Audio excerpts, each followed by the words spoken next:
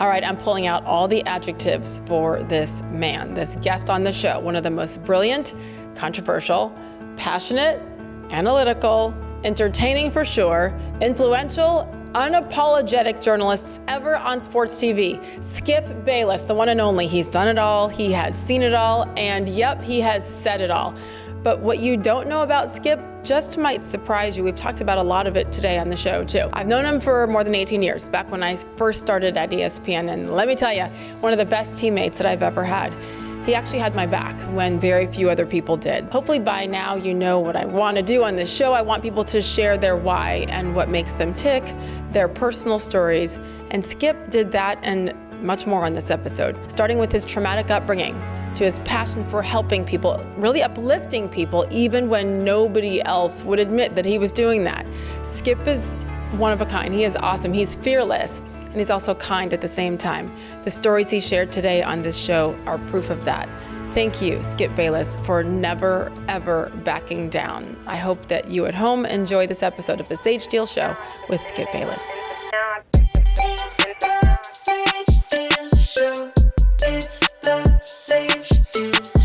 One of the first things I learned about Skip Bayless in 2007 when we met, gosh, we're old, that was a long time ago, was that you, at that point, you hadn't eaten meat in how many years? Red meat. Sorry, red meat in forever, right? Well, at that point, since 1982. Goodness gracious. Yeah. That was my last red meat. Yeah, and you still? No red meat. No. No. You look exactly the same from the last time I saw you 9 years ago. That's not true, but I'll take it. I'm Thank you. honest, because you've always been honest with me. I have. How do you feel? How do I feel? Yeah. I feel the best I've ever felt. That's the truth. My energy is higher than it's ever been, because I think I eat better than I've ever eaten. I think I've continued to sort of clean it up and shape it, because you are what you eat in the end, as you well know. And so, I don't know. I have some issues with, I got a knee issue that I fight through, but in general, my workouts are exactly the same that they've been for a long time. I just don't change or miss. And so the routine of that, I feed off of. It energizes me. And on all my endeavors and everything I do, I just feel like my energy is supreme. So that makes me happy. I don't feel like beaten up over the 20 years I was on national TV, getting up for the last 8 at 2 o'clock in the morning out here LA time. I feel stronger than ever, and I've been through a lot, and it made me tougher and stronger and more energized than I've ever been. So, can I brag thank you for asking about your age? You can. 73 years young. No, thank you. I'll take that. This comes from that structure that you're talking about, right? And not missing workouts and staying disciplined. I don't miss. My wife, Ernestine, who is somewhere in the vicinity listening, watching this, will attest. I just don't miss. Maybe to a fault, but I just don't miss cardio every day, and I do the weights 3 days a week religiously. And I look forward to the weights, because I know you can't do them every day. You'll just tear yourself apart. But I go hard. People say, how do you do it? But they look at it like a sentence, like you have to do it. And I want to do it. I like to do it. I'm addicted to it. So it's not a task or drudgery or painful. Again, as Ernestine will attest, I just really like it. And it's my escape, and it's my release, and it's my sanity is my workouts, especially my weights over my cardio. Cardio is just important. It's just like the elixir of life to me. It just, because it keeps your metabolism running like a Ferrari engine, like you have to keep it up. It's like a morning tune-up is cardio to me. And so it's a little harder. I'm happy when it's over, but I do it for an hour every day. At 2 a.m.? Well, I used to when I was at Fox. When you were doing, right. I would do it at 2:30. The reason I got up at 2 was I needed, the day is coming quickly.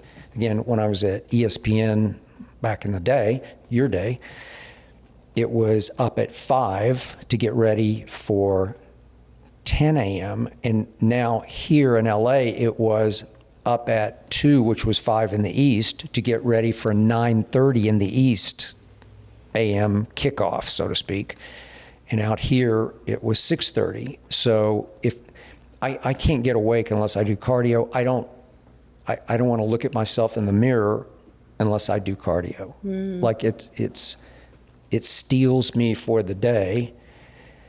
And then I do fight with the eating syndromes of if I know I did the cardio and I have a slightly bad day because it's a hard day or a nervous day or whatever it is, and I don't eat exactly right, I defeated it already with the cardio, right? So there's a little bit of exercise bulimia that I fight with, sort of that idea, but I have to do it every day. Before I do anything professionally, I need to do that because I wouldn't respect myself if I didn't. Wow, where does that come from? I don't know. It's just the way I'm made. Just it's classic overachiever, I feel like. I think it comes from my home situation, where I came from, what I was dropped into, with a mom who did not want children and had 3 for her mother's sake, and a father who definitely didn't want children, especially me, because my mom doted on me a little more than him, and she was the apple of his eye. My mom was pretty and flirty and dynamic, charismatic, took over every room. And so my father wanted all of her affection because he definitely had married up. But they both had alcohol issues, one before the other. My father had them from the start, and then my mother fell into that trap a little later. And I was the oldest. So you have to figure out quickly how to survive this, because you can't trust either one of them. And by the way, neither of them, I don't think, graduated from high school. So there's no pressure to achieve or succeed except to survive. So all the overachievement came from, wait a minute, where am I and what did I get dropped into? And from day one, I realized that I had to overachieve to get out. And then that was my mindset all through grade school, middle school, high school. And then I was blessed enough to win a full scholarship to Vanderbilt, which freed me. So it was like that was my ticket out of the family situation in Oklahoma, right? Oklahoma City, completely different. But I remember talking to you about this, probably on the road during NBA finals or something, when we would try to escape a little bit. But what age do you really first remember thinking that you were on your own? At 4. And you'll laugh again. My wife will attest to this. I have what's called biographical memory, where I can remember what I got for Christmas when I was 3, for sure. What? But definitely when I was 4. And the first thing that happened, these happened in reverse order, but when I was 4, 2 events happened that really shocked me and opened my eyes. Let's go to New Year's Eve of my 4-year-old year. we lived in a little 2-bedroom, 1-bathroom house on 43rd Street in Oklahoma City. And on New Year's Eve, my parents got drunk with their friends. So they invited over to our house on that New Year's Eve 3 other couples. And my father, who was always jealous of my mother's doting on me, because I think I was a cute kid, and so she tried to show me off. And do you know what Tom Thumb weddings are? Do you know? Does anybody know what those? Wedding? No. I don't know. Do you know? You know what they are. She knows what they are, right? What's a Tom Thumb wedding? Okay, it's where parents stage a wedding of little kids. You can look it up. I don't know what it is, but I was 4 years old. But this is when I was 3 years old, where I was forced to be the groom in the wedding, and they actually staged a wedding with little kids. It's pretty sick, but I didn't know better, so I participated. I still have a picture of me in the Tom Thumb wedding, dressed up in a tuxedo, where I'm the groom. I'm getting married to some little 3-year-old girl. What? Whom I didn't know. Yeah. So. What? That's my mom trying to show me off. Oh, my kid's so cute. He can be the groom in a Tom Thumb wedding. And I have no idea where this came. This is Oklahoma City in the 1950s. But on New Year's Eve of the next year, I asked if I could stay up for 12 o'clock because I wanted to see what happened, like it's going to be some magical event. Mm-hmm. And they said, yeah, sure. And so I'm just hanging out with these drunk people. And my father gets the idea that how about use me as a little bit of a party trick? And he invited me in front of everybody to take a sip of his very adult beverage. He was a vodka guy. I have no idea what this was, but it was probably vodka and Coke, if I know him. It probably wasn't vodka because it was bitter, so it was probably bourbon. Because to me, from what I remember of his vodka, is kind of tasteless. I don't know anything about alcohol because I never drank, but they did. And I took one big sip of whatever it was, and predictably, I ran to the kitchen to spit it out because it's like the foulest taste I'd ever had in my mouth, including any medicine. I don't think I had castor oil, but that's sort of the cliche for what would be the worst taste you could put in your mouth. Whatever bad medicine, that's what it tasted like to me. And ironically, that's the only favor my father ever did for me because it immediately taught me this stuff is awful. Why would you drink this? Because how could they like putting that in their mouths? So I never had a taste for alcohol after that day. And of course, everybody broke up because they were all drunk and laughed at me, which pleased my father to show me up in front of my mother. Wow. And then I'll go back a few days to that Christmas. My father, because I'd asked for a bicycle for Christmas, because you can start in that range 4. If you have a little one, you can figure it out. It probably needs training wheels, but he got me a girl's bike. And I knew what a girl's bike was because I saw them in the neighborhood. And when I saw it under the tree from Santa Claus, I was like, why would you get me a girl's bike? Because it's embarrassing because I'm a boy. And I was an athletic little boy who prided himself on his prowess as a baseball player or whatever I was in the neighborhood. And so with the girl's bike, I was embarrassed to ride it. And I asked my mom, why did he give me a girl's bike? And she said, again, I knew it was from them, even though it was supposed to be from, you know who. But she said, I don't know. I'm going to ask him. So in front of me, she said, why did you do this? And he said, it's my father, because if he slips off the seat, he'll crush his. And I didn't know quite yet what testicles were, but I kind of figured it out. Oh, yeah. And I knew they were tender, but that was his rationale for getting me a girl's bike that I thought was pretty crazy because I didn't have any plans to slip off the seat, right? Yes. Because it's kind of a big seat that curves up, and you don't usually do that. I guess you could, but the boys' bike had a bar across, right?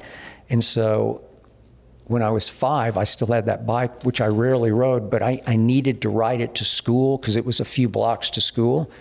And so I would go to school and tell people it was my big sister's bike because they didn't know any better. They didn't know I didn't have a big sister because I was the oldest.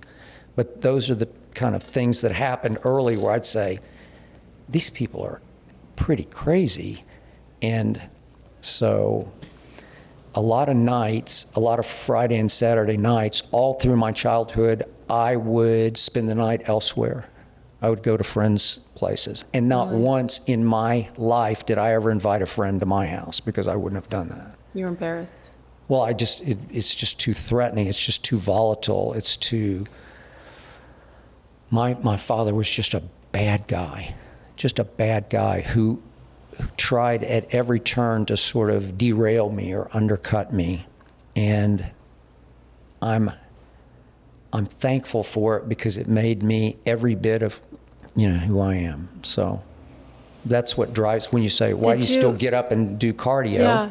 I'm still trying to show that I can survive all of that.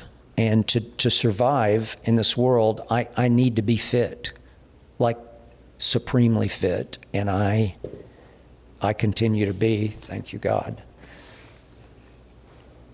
Did you ever talk about any of this with your dad? All right, if you've ever wondered how scammers get your phone number or why your inbox is flooded with spam, I can tell you why, and frankly, it's not good news. But it's definitely something you need to hear. It's also the reason why I am thrilled that Aura is the sponsor of today's show. Here is the deal. There are companies called data brokers that sell your data, and they do it without your consent, and they make billions of dollars selling your data to marketers, scammers, and even stalkers. And while they're legally required to remove your info if you ask, they make the process so confusing and they make it hard on purpose. So Aura takes care of the hard part for you, automatically removing your info from these sites, and they keep it off. It's kind of important, right? Aura is all-in-one digital security. Maybe you already have a digital security tool, but Aura is different. And if you don't have it, it's kind of like locking the front door, but leaving the back door open. So Aura will alert you. Number one, alert you if your personal info is found on the dark web. That's number one. They also, number two, give you real-time fraud alerts for credit and banking. Number three, Aura is committed to 24/7 monitoring to help keep your identity secure, support teams based in the US, and they're available round the clock if, God forbid, something does go wrong. All of us need insurance, right?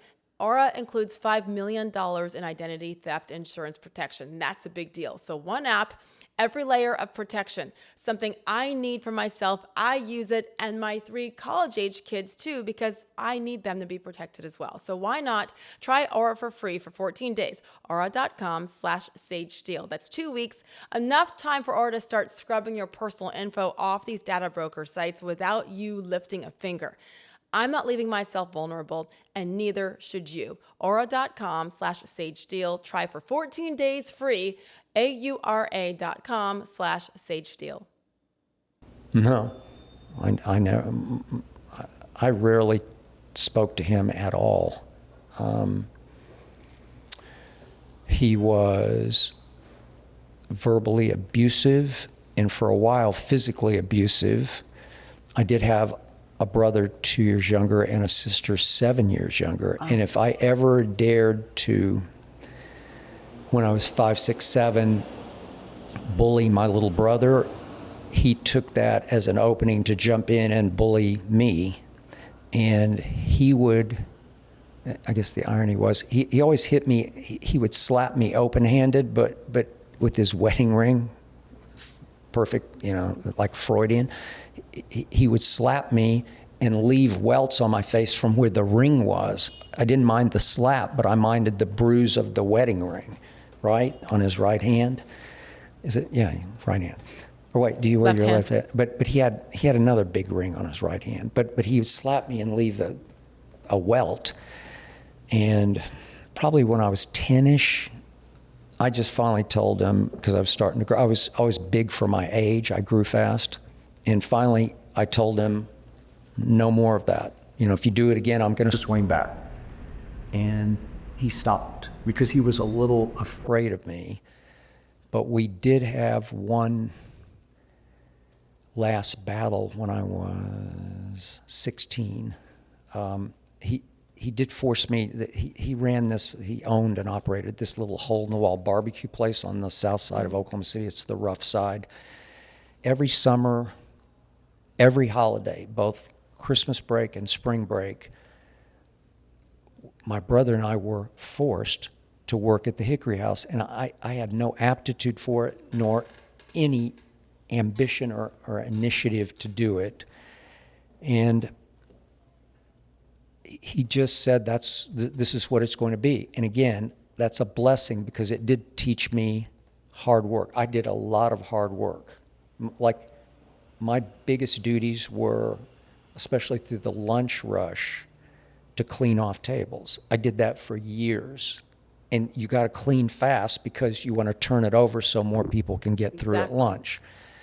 And then my other big duty was to sweep out what they called the bullpen, which is where all the trash cans were, and it was just disgusting because it's a lot of throwing away food, and the flies are thick, and it's nauseating. But I cleaned it twice a day, every day for a lot of years. So I was still going out there when I was 16. In the summer, I was working, and he would pay me whatever the going rate was, and I did pretty well. And I never asked him for $1. Like, I always had my own spending money because I earned my own spending money. We were at this place called the Hickory House, and they catered an occasional party in a big truck. I don't know if I can explain what it was. It was a walk-in truck. We were loading it with cookers of ribs because that was the staple, obviously, was ribs, and they were steaming hot cookers with 2 plastic handles on the end. But if you touched the silver, the whatever it was, stainless steel, right, it would definitely burn your hand because they were on fire. So I was standing up in the truck, and he and another guy who worked there, who was his right-hand man, were handing up these cookers of ribs for me to put in a row in the back of this walk-in truck.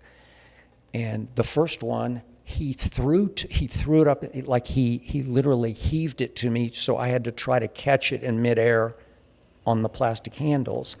And I missed a little bit on the right one, and it burned me, and I dropped it. Of course. And I told him, don't do that again. But the ribs stayed in the cooker, and I was able to get the lid back on. And he shook his head and threw me another one, and I caught this one on both handles and sat it down, and I said, that's enough. And he said, well, what are you going to do about it? And I said, well, I'll show you. And I came down, and he was pretty drunk, but he lived drunk. He was one of those functional alcoholics who would drink from the time he woke up. He would have vodka and orange juice until the time he drove home with vodka and Coke.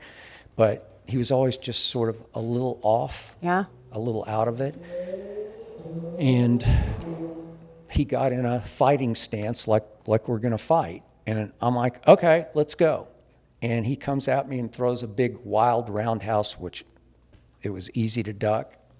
And I hit him one time and just dropped him with one shot to the jaw, just dropped him. And there was like a container of potato salad that was going to go in the truck, and it had saran wrap over the top, but his head went back and splattered in the potato salad. Yummy. That's great. I liked it. And so that's a turning point. That was the end of us. Really? And he said, go home to your mother. That's what he told me. Go home to your mother.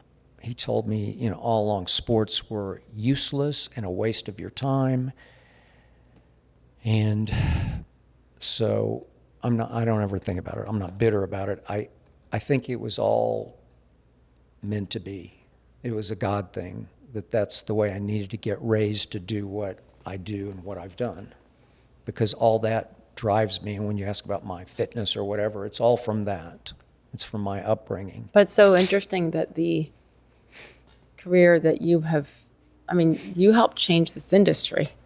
I appreciate that. It's a fact. Yeah. And in incredible ways, and helping so many people along the way. So the useless sports. I know. Yeah, it's funny. In the mornings, I would always get up before he got up back to my sort of junior high school days. And I was a sports nut. And of course, I'm going to devour the sports section back in the newspaper days every morning. So I would be the first to go retrieve the newspaper from the porch in rain, sleet, or snow. And I would bring it into the living room. And because he always came in after me and sat in the chair, I would always take the sports section and dump the rest of the paper on the chair for him to peruse. Never said good morning. He would just come in and take the paper and sit down and start to thumb through the main sections. And I would take the sports on my knees on the floor and spread it out and just absorb numbers and stats. And in some ways, I'm showing him, I'm doing this, and I got really good at it. Not like a stat head way, just a knowledgeable way to where, and I always had like a flash memory, like a photographic sort of memory where this helps when you're doing live debate, where I could just look over my notes and they just go in my head. And they might not be in my head by tonight, but for right now, they're in my head. And then I had a coach in junior high school who loved me, and we would play golf in the summer occasionally, and he would come pick me up, and we'd go get pancakes or something on the way to the golf course, and he would take the sports section that I had already memorized and ask me questions out of it, and he would just be astounded. Like he'd ask me, I was a big St. Louis Cardinals baseball fan, so he'd ask me the box score, like, what did Lou Brock do last night? He was 2 for 4, 2 stolen bases. I just, because I would drink it in. So this all set me up and made me better for what was about to be, which was debate. And I didn't choose it. It kind of chose me, but I was always passionate about sports and about what was really going on in sports. And I was always psycho-competitive in whatever I did. And so that translated from real sports, playing sports, still do it, playing golf, like I'm crazy psycho-competitive to a fault, but I took it into television by accident because I just wanted to argue. And if you're wrong, I'm going to tell you you're wrong, and I'm going to explain to you why you're wrong on every single level. And if you want to try to defend yourself, I'm happy to listen. You're a great listener. Yeah, You've always listened. Yes. I will listen. And then you will methodically, one by one, point by point, pick it to pieces. Yes. Yeah. So, and I can do it either way you want to do it. With Stephen A. for all those years, he always wanted me to go first because he hadn't really thought that hard about it. So he needed to hear me set the table, boom, boom, boom, so that he could sit back and stroke his chin and think, oh, wait a second. And he would pick my E or F point of my opening salvo, something that didn't matter that much, and say, did you just say that so-and-so is so-and-so? And I'd say, yeah. You want to make something of it? Right? Lean forward in your chair. And he would say, yeah. And of course, in the control room, they're like, what's happening? That's not the question. That's not the topic for today. Take it off. And we go way over here because Stephen A. was sly enough, savvy enough to say, I think I could go play over there. I think I could hold my own over there. I can't do it here. But I can't do it with his main point. So he took my 4th or 5th point and turned the topic on its head to go here. And then good, maybe even great TV might happen because he has the greatest gift of gab in the history of gab. and he can just wing it, and it's just going to be fun, funny, entertaining, crazy, and maybe wrong, but I'm fighting back, and he's making me laugh for all the wrong reasons, like, this is crazy. What are you talking about? So that was Stephen A. But then if you want to do it the other way with Shannon Sharpe, he always always needed to go first because he wanted to get all of his stuff out there and then heave a sigh and sort of sit back and wait for the blowback, right? And then maybe he would reorder my points where I would have to attack what was going to be my third point first and do it a little backwards to go back at him. But however you want to argue, I can argue. You can go first or you can go second. Which did you end up liking more? I don't have a preference. I don't. I guess, liked it. Can I tell you what I liked as a viewer and sitting there in studio watching for all those years on First Take for hours and hours every day? Right. I liked someone else going first. And there were a lot of guests that would rotate it on and off that set. They would always go first. The guests would always. It's like, there you go, ladies first, guests first. And you already knew exactly your points, of course. I would usually just give it a roll of the eyes like. Yes, you did. The drama factor was there. But you, along with knowing what you were going to say, you also would scribble down something that they said and I would flip that over, tell them why they're wrong, and then go with your points. Like, I don't think it's anything you can teach. Like what you did and do, especially those years on with those two co-hosts in particular, it's not something you can teach. You could maybe become a better listener, and you saw the growth of Shannon. Yeah, I did. Big time. You saw the growth of Stephen A. I did, because in the beginning, Stephen A. was just a basketball guy, and as you well know, you have to do football. You have to do the National Football League and some college football, and he got more and more into it, but it took him a while, and so I have to play a little slowly in the very beginning until he figures out what his fortes are, such as he hates the Dallas Cowboys because I love them. And then we can definitely go play over there for most of the show if we have to. And yeah, it took a while. It takes reps, but you can't teach chemistry. It's right. You just can't. And I was so blessed to have Stephen A. and Shannon.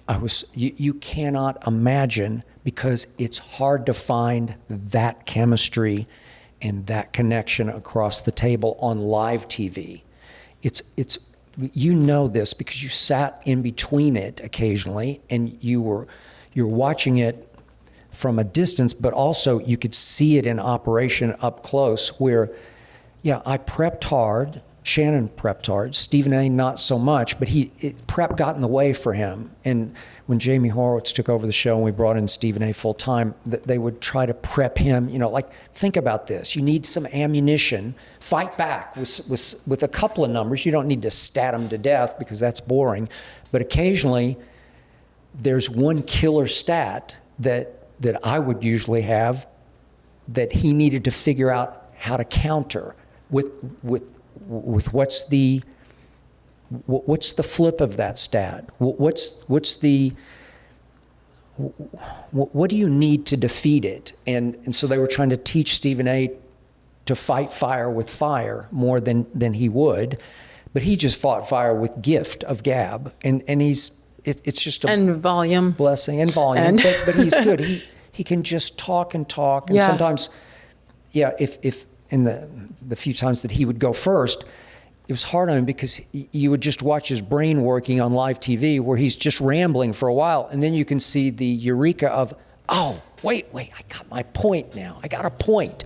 And boom, boom. And I'm like, thank you. You finally got there. Now we can go, right? And yet I prepped hard, but I wasn't an actor. So as God is my witness, I couldn't stand to watch myself back.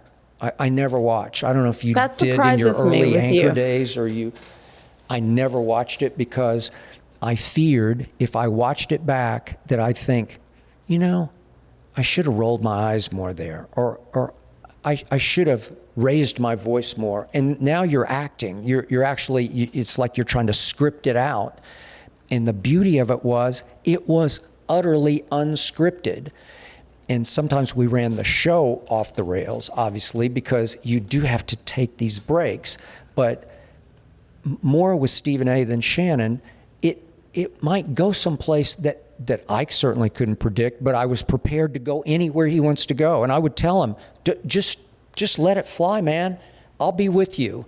And the beauty of those two partnerships is you have to trust each other beyond what you might even think, because you can't push each other over the cliff. And as I always said about from the early days of First Take, no punches pulled, but none thrown. You can't get to the point where you get mad and want to throw punches. Sometimes Shannon and I would get mad at each other. Sometimes Stephen A. and I would get mad. And I'd say, boy, you woke up on the wrong side of bed today. Because he would just, but his problem was in the early days of Twitter, and I don't know if he still does it, but he would just, in the breaks, he would just read his phone. I don't know. He just read the responses. And if he read one response that said, you just got your ass kicked, like on live national TV, then we'd come out of break and go into the next one, and he would be in this surly, foul mood. And I'd say, what are you doing? It's not that big a deal. It's okay. Yeah. Let it go. It's okay.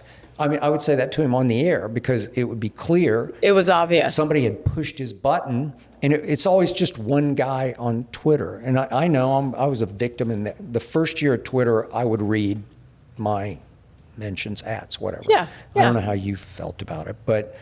Well, I was shocked that they actually at ESPN told us to get onto Twitter.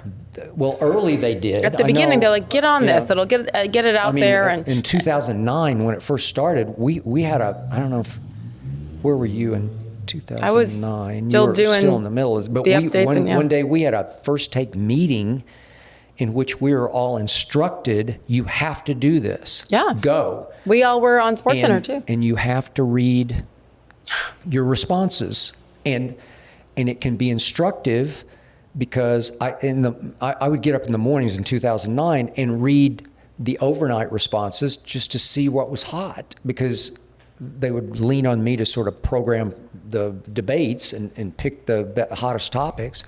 And it was revealing to me, but there would always be that one comment about your hair looked awful yesterday. Do you have any plans to get it cut anytime soon or whatever, Oh, no, it can be brutal. Well, it's just, and you can't, for the rest of the day, you're thinking about your hair. Right. And I didn't even know who this person was. You're thinking about your hair because some guy in his mother's basement in Iowa City, Iowa. I don't have anything against Iowa City. But you're not, you don't even follow anybody. I don't. And so you don't respond to anybody because you don't follow anybody. No. So you never go in even After now. 2009, I quit looking at anything. Mm-hmm. I didn't look at one thing ever. And then I like to say, I'd like to consider myself a leader, not a follower. So I want to set the tone. I want to set the agenda in sports. And I don't need to be watching my timeline of, oh wait, Stephen A. already tweeted this, and then Shannon tweeted this, and Mike Golick tweeted this, and Mike Greenberg tweeted this. And now I'm thinking, that's interesting. And then you find yourself thinking about their ideas and maybe borrowing a piece of it. Yes. I don't need that. You don't need it. Exactly. No, I am an authentic thinker. And you can call me crazy or nutty or warped or whatever you want to call me, but it's truly authentic. As my wife will attest, I sit mostly by myself. She won't watch games with me because I go too crazy, especially Cowboy or any sort of big basketball games. I just go crazy. But she watches my mind work, and I'm just constantly thinking, what is really happening here? Because I'm going to come not with a shock jock take just for the sake of shock. Mm-hmm. I'm going to come with what actually happened last night in that game, or what so-and-so actually meant by what he just said after that game. I'm going to tell you the truth of what's happening. And if I may, most people don't think that way. And they're going to be a little more predictable in their responses to what they saw. And I've just... Do you know it's the question that I'm asked the most about you? Yeah. for all those years. Yep. And then years later, after you were gone, you've been gone from ESPN for 9 years. I've been gone for 2. Yeah. And everyone would say, there's no way Skip means everything he says. He doesn't believe it. There's no way he believes that. And I look at them and I say, yes, he does. Yes, he does. 100%. 1,000%. Yes. Every single take. And he will tell you why. I will. And back it up with I will facts back and it numbers. up. And you can hate it, but he means, they're like, there's no way. I'm like, you don't know him. He means every single thing that comes out of his mouth. I do. And you're not doing it to stir the pot. No, You I'm not believe it. stirring the pot. Obviously, when you're formulating those and you're watching the games and you're thinking ahead about the next day's show, you know it's going to push some buttons, especially based on who's across the set from you potentially. But it is That's true. genuine. No, it's a genuine thought. Yes. It's a heart and soul thought. And at night, occasionally, I would have a trepidation of, God, I don't know if I can say that. Or maybe, like with LeBron, like, have I beaten on him too much? And then I would think, no. I haven't. I haven't. It's just the truth. And if it's the glaring truth and it's right before you, nobody else has the guts to say that, I'm going to go say that, even though I'm going to take lots of abuse. And I don't mind the abuse. I definitely don't mind it on social media, but I don't mind the abuse across the table. I relish that. I enjoy those confrontations, as long as we don't want to fight in the hall after the show, right? When have you come closest to fighting? Probably with Shannon Sharpe, and I would have lasted about 4 seconds, right? If we would have really fought. No, I mean, that's absurd. But Yeah. I don't know, we'd get mad at each other. But remember, the dynamic is different because Stephen A. and I are both journalists. He was a pretty good high school basketball. I was a basketball player. I was a pretty good high school baseball player. But none of that matters anymore because Stephen A. is a smart man, and he, especially on basketball, he really gets it. And so we can have some deep but fun conversations flying back and forth across the table. And he would get miffed at me, and he would complain like almost on a nightly basis about, can you believe, he'd call Jamie Horowitz, our producer, can you believe what he said to me today about so-and-so? Oh, come on, it's okay. It'll be okay tomorrow. And there are many nights, not many, but some nights I had to call him and say, it's just okay. I didn't take it home with me. You shouldn't have taken it home with you. We're going to be just fine tomorrow. Trust me. I got your back. I love you. And I trust you. But he needed to hear that occasionally to be reminded it's okay. Like Stephen A. knew, I think Shannon knew, my heart is good. My heart is good. Yes. And I'm not a cutthroat. I'm not evil. I'm not looking to cut your legs out from under you on live national TV. I'm going to beat you, but I'm not going to shame you. And I'm not going to try to humiliate you personally in any way, shape, or form on live national TV because you are my partner. We are 50-50 partners in this.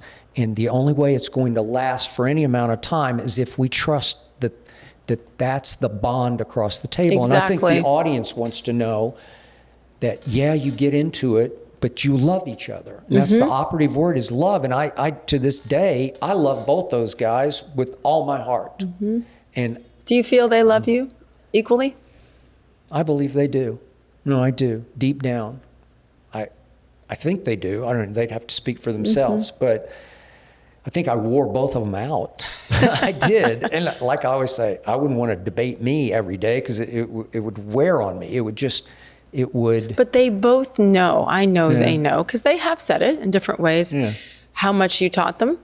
And their careers would I showed them. I didn't teach them. I just showed them. I just I showed them how you do it, how you get ready for this, and how you keep your poise under fire, and how you don't overreact, and how you come every single day and you bring it. You bring it with everything you've got, every minute of every show. That's what I showed them. And by example, maybe taught them how to prepare. Yes. How to watch every game that's ever played, it feels like. Oh, yeah. Let me share a story. Okay. One time, in probably 2010 or 11, I invited you over to my home for dinner. I don't know if Ernestine was in town, but I just fell in love with you based on how caring you were about everyone on the staff. And I was this young, scared rookie when we first met in 2007. You didn't seem scared. It was such an intimidating place to come into. And 2007 is very different now, of course. But I remember we connected in a different way where you saw my professionalism and what I was trying to do to prove myself, whatever. I liked you right from the start. You were kind. And we were cut from sort of the same cloth. I think so, in a kind lot of old school in many ways. I liked your parents a lot. Yes, and my parents love you and said, please, my mother especially, please tell Skip hi. They met you in person at ESPN The Weekend at Disney World, I think was the first time. With the swimming pool. Never forget it. Mm-hmm. Well, Skip and a Speedo, guys. Mm-hmm. Who knew? But I was going to say, I invited you over to the house for dinner. You did. And you had thought about it and you called and you said, Sage, I am so sorry. I'm going to have to cancel. The women's college softball regional is on. And I have got to watch this game. Because, and I said, okay, remember, I'm from Oklahoma. I don't care where you're dominated. from. I Oklahoma's don't care. Like the dynasty of dynasties. And I have to watch this. He promised after months of trying to come over for dinner. The kids were excited. And he calls and he says, I got to watch regional softball. And I said, well, at least he was honest. I was. He could have. And then, so that's a story that I crack up when I tell people because it backs up what you say. I don't think it was regional. It had to be the College World Series. No, it wasn't even. It was like maybe first it was to round. Get to the college. Exactly. I'm sure it was more important. But the point is what? You watched every single game for every single sport. You could talk curling and we're like, this guy's a nut job, 100%. Yeah. But it proved your passion for any form this of sport. Competition that involves human error, because we're all flawed and we all choke under pressure occasionally. I'm all eyes. I'm there because that's debatable why that happened. Why did so-and-so fail when the pressure rose to the highest level? And my wife always says, she uses that as an example of, would you believe he even watches women's college softball like a fanatic? I do. I know. And I did this year. But I watch what it that every year. did is it actually elevated the sport, because then you would bring it to the table, the debate table, and it would force your teammate to pay attention to women's softball as well, or women's basketball. I got a lot of people interested in women's college softball because I'm not like campaigning for it or like the PR person for it, but right away back in 2007-ish, actually when we first started Cold Pizza in 2005, I started watching it and I would push to do topics.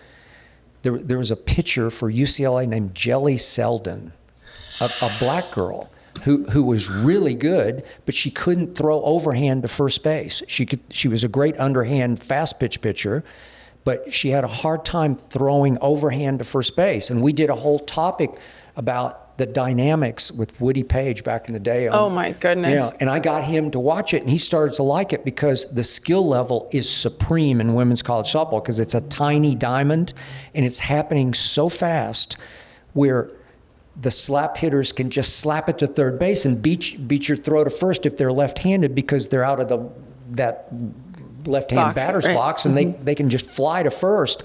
And you have to come up cleanly with their little slap ground ball and throw it perfectly and hard to first to catch them. Do you guys see what I'm saying? Do you see what I'm saying? We're getting into a women's college softball breakdown. It's fascinating. It is. I'm sorry. No. Don't be sorry. It's one of my favorite stories because I said, you can call him what you want. Yeah. Don't try to start an argument with him about really anything because, I mean, you can, but just know that Skip will always come with a point and say, okay, I respect why you think that's true. Yeah. Now let me tell you why it's not. Yeah. And it was a beautiful thing to watch.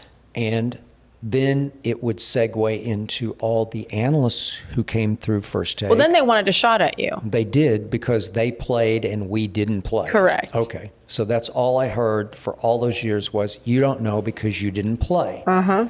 And then I started to ask them, like today, Howie Roseman in Philadelphia is the GM of the world champion Philadelphia Eagles.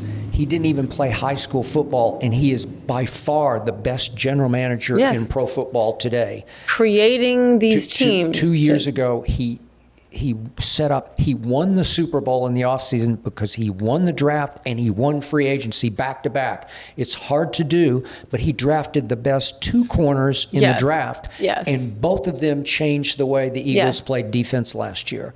And those were 2 of the biggest reasons they broke through, not to mention Saquon, that he obviously signed as a free agent, and won the Super. So these were happening back in those days. I was a big Spurs fan, and R.C. Buford, who was a walk-on college football player, became the best GM in the NBA. And arguably, if you look at his body of work, he's the greatest GM in the history of the league. Still there, still in San Antonio. The dynasty. He's still in a consultant type role, upstairs position. But still, when you look at the acquisitions of Ginobili and Tony Parker and Kawhi, they're astounding how he beat the league at its own game. So I would tell them across the table, well, how does R.C. Buford know anything about how to build an NBA team when he didn't even play high school basketball? He didn't play. Yeah. Well, he gets it, he sees it, and so do I. I do have, thank you, God, I have a good head for this. I have a good eye for who can play and who can't. And I'll put myself out on the end of the limb before a draft or a season about he can play, and then have to back it up and live with it. Okay. I always made the same kind of comparison with like Bob Costas, who might be 5'7". I don't know. Pretty sure he didn't play much basketball. I don't think he played much of maybe anything. Past junior high school. I don't know if that. No, or in the NFL. So to say that because you didn't, therefore you don't know, and that's what the beauty of watching you was, Bob is to break them down. But he didn't try to debate sports with former player analysts. No, sure. But when people come with that argument that, well, you never played, you were never there. All right. I need to ask you about I'm not sure if this memory is accurate. It has to do with race and why every time someone said, oh, he's a racist, he's this or that, again, I was Skip Bayless's biggest fan and always defending, because I'm like, no, I know the human. I know the person, period. Does it bother you when people throw that word out there, that accusation of being racist, or, you only crush the LeBrons of the world? And people will say anything, of course. See Aaron Rodgers. I've crushed him more than I've crushed LeBron. So, and the last time I checked, he's white. But we could go on and on with all the white victims of or targets of my abuse on television. There's a good long list. One other note about my upbringing was that because my home life was such a wreck, and I think I told you this. This is what I... Okay. Yes. So, as the oldest, I would often get left at my grandmother's house because my parents both worked that little hole-in-the-wall restaurant, and my mother was off doing God knows what. But she would sort of conveniently just dump me at my grandmother's, a house that was run by a woman named Katie Bell Henderson, a black woman from Chicago by way early on. She was born in Birmingham, Alabama, but she grew up in Chicago, south side of Chicago, and then came to Oklahoma City to get away from that cold of weather. Oklahoma City can get cold, but not like Chicago. But I always hesitate to tell the story because it comes across as Katie Bell was the help, or this was plantation mentality, and it wasn't remotely this. She ran the household for my grandmother, who traveled for her work. So my grandmother was often gone, and Katie Bell was there, and it was just us. And she took me under a strong wing from the time I was 3 or 4 and taught me everything I know about life, right and wrong. She taught me right and wrong. And she scolded me and she punished me. And she would take me by my collars and shake me and tell me what a hypocrite. I learned the word hypocrite from Katie Bell Henderson. You're being a hypocrite. And I watched her TV shows with her. She loved The Edge of Night, the old soap opera. Is it still on? I don't even know if it's still on. No, I don't think it is.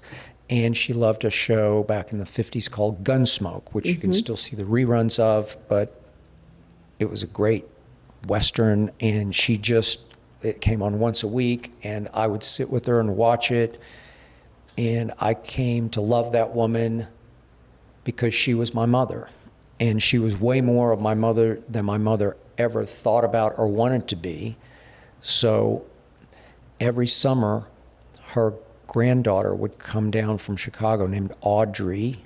And so the days I would get left over there, Audrey would always be around the summers. So we would, just to pass the time occasionally after I worked at the Hickory House, like late afternoon, we would make up games in the backyard, just stupid, silly games. And yet I'm getting to interact with a black girl from Chicago, and I'm asking her, what's it like? Well, it's like this. Well, that's not like here, right? No, it's not like here. And the education of that was the biggest blessing I ever had because of Katie Bell. From the start in my career, if you look back, I was always more comfortable with the black athletes than the white athletes. Maybe to a fault. I just was more comfortable because I got them, and I understood that. I could speak to them. I didn't like the stuffy, sort of politically correct white athletes who said and did all the right things. They weren't very interesting to me as a young writer in the newspaper realm. And so I gravitated to the black guys who always liked me. And all the way up to my days in Chicago, Michael Jordan just took to me right away. He just liked me, and he trusted me, and he gave me way more than he gave a lot of the media members he didn't have any respect for. So that was thank you, Katie Bell. And I've told the story on my show, but I'll tell it quickly. This came full circle to maybe 5 years ago. My wife connected with a shaman, a psychic named Joseph, a black man from New Orleans who was living in New York City. He's not with us anymore. May he rest in peace. I'm sure he's listening as we speak. But my wife, Ernestine, said, you have to talk to Joseph. And I didn't buy into that world. I didn't believe in shamans or psychics and had never really tried that at all. And she said, just give it a shot. Well, what do I say? What do I do? Well, you can ask him questions. Just see where it goes. Because she really had come to love Joseph and believe in his eye for detail that we're just talking on the phone. He didn't need a lock of your hair. He just needed you on the phone. Yeah. And the first time he talked to her, he referred to the little white dog in the room, which was our little Maltese named Hazel, who's white as the driven snow. And she's like, there's no way he could know this. It's like he's sitting in the room with me. So I tried Joseph one fateful afternoon, and we weren't a minute in. And he said, a woman wants to join. And I'm like, what? Okay, number one, I'm not buying this. Like, right. Like, yeah, right. And number two, if this is happening, I don't want to talk to my mother. I'm done with that. Like, I don't, and it had to be my mother, right? And he said, no. He said, it's a black woman. I thought for a second. I said, Katie Bell? He said, yep, it's Katie Bell. And she wants you to know how proud she is of you. That's the God's truth. That's what he told me within 1 minute of me getting on the phone with Joseph in New York City. Just 5 years ago. 5 years ago. And it just, I cried.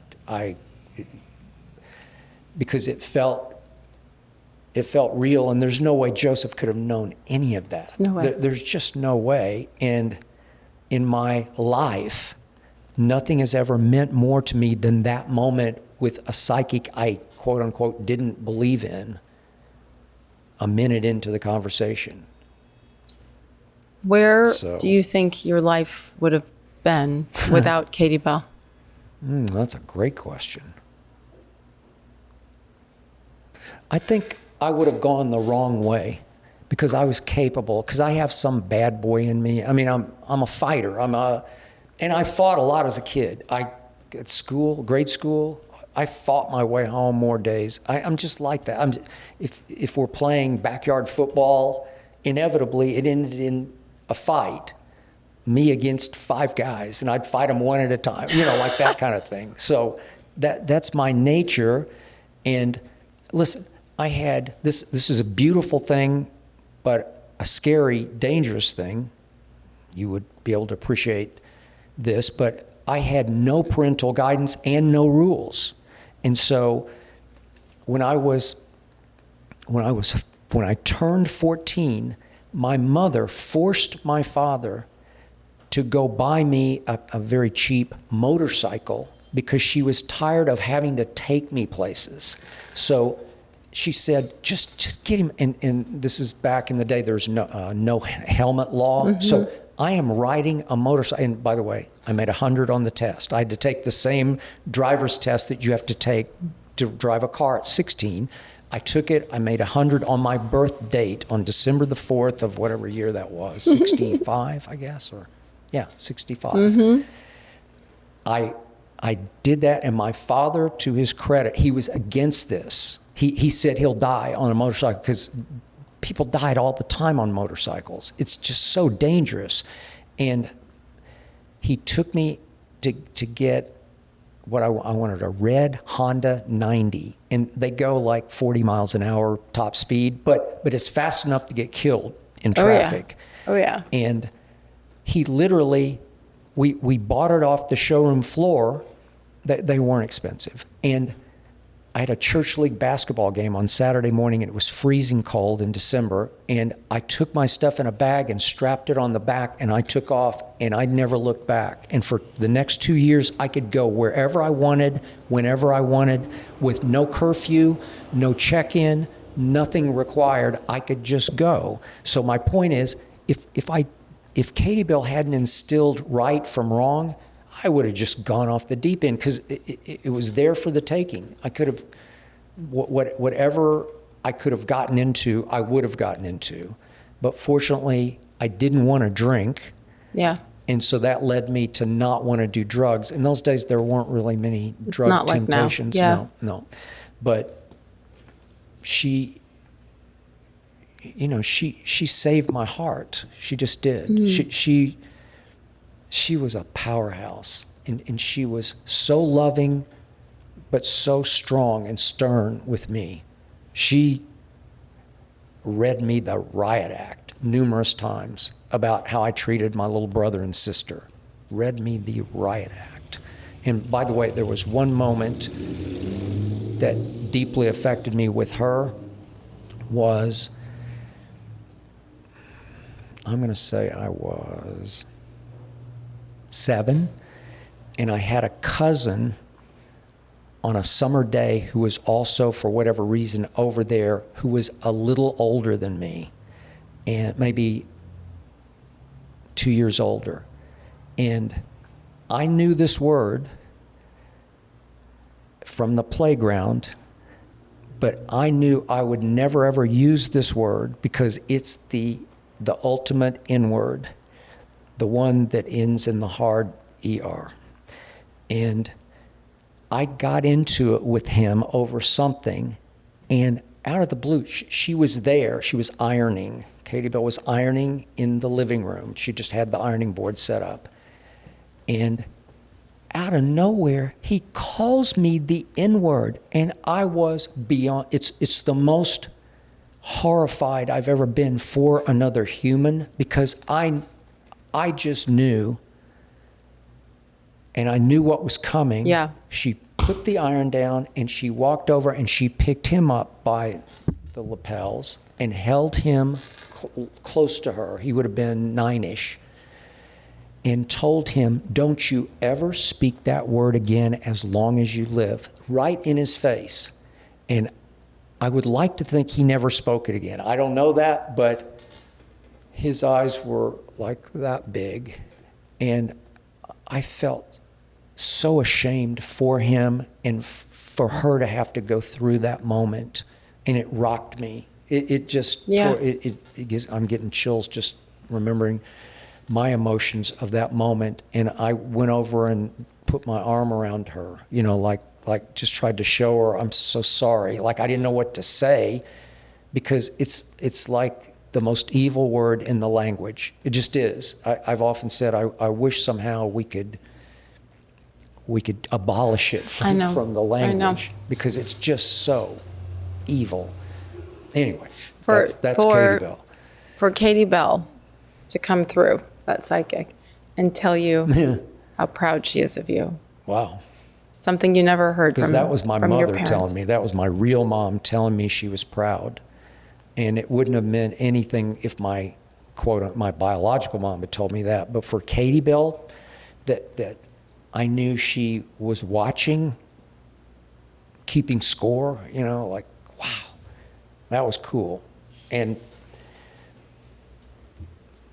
thank you. You know, I never believed in that before, but I believed in that moment that was real and true. Did it change you at all? That maybe it evened me out a little bit. Like I felt like I'd actually arrived. That's an arrival moment after all those years that I actually did something right to please her. She was hard to please. She was a tough critic in a great way. Mm-hmm. And she would come to some of my games. Oh, and I went to church with her a couple times. She would take me to church if they left me for the weekend, to an AME church in Oklahoma City. And I would be the only white person. I was going to say, you stood out a little, huh? I was the only white person, and they treated me like a little prince. It was so cool. And I loved the way they worshiped as opposed to the way the white people worshiped, because they were very emotional and effusive, and they would shout out whatever they wanted to shout out, even during the sermon, which in a white church, nobody says a peep. Silent, right? But they would amen the sermon like crazy. You tell it, you know, like you open, gushing outward.